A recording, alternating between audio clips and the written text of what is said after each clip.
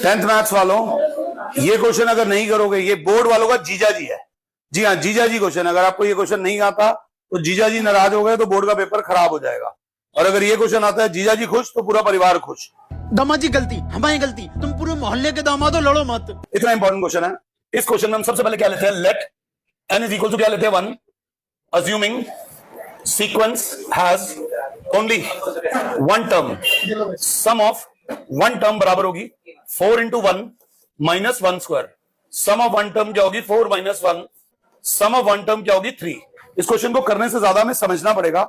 sum of one term का मतलब हुआ कि एक ही टर्म है और उसका सम 1 है, एक ही टर्म है उसका सम 1 है, तो therefore a भी कितना हो गया 3, as there is only क्या बोलोगे 1 टर्म। अब मैं क्या करने वाला हूं, बोलो बोलो guys, put n is equal to क्या बेटा 2 का मतलब सीक्वेंस हैज क्या बोलोगे 2 टर्म्स, सीक्वेंस हैज क्या बेटा 2 टर्म्स। अगर एस n है तो n टर्म्स, 1 डाला तो 1 टर्म, 2 डाला तो 2 टर्म्स, 1 डाला तो 1 टर्म का सम आया 3, 1 टर्म का सम 3 मतलब एक ही टर्म है जिसका सम 3। जिन माँ बाप का एक बच्चा होता है वही उनका पहला बच्चा होता है, वही उनका टोटल बच्चा होता है। बट यहां पर n इज इक्वल टू क्या डाला है 2।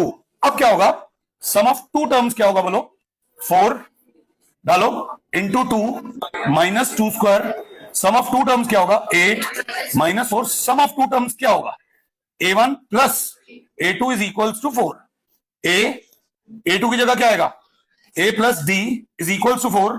हमारी a की वैल्यू क्या थी, तो क्लास क्या बोलेगी 3 plus d is equal to 4। तो d की वैल्यू क्या हो जाएगी 4 माइनस 6, d की वैल्यू कितनी हो जाएगी, जैसे ही a आ गया मेरे पास 3, d आ गया -2, therefore sequence is 3 1 -1 dot dot dot dot dot.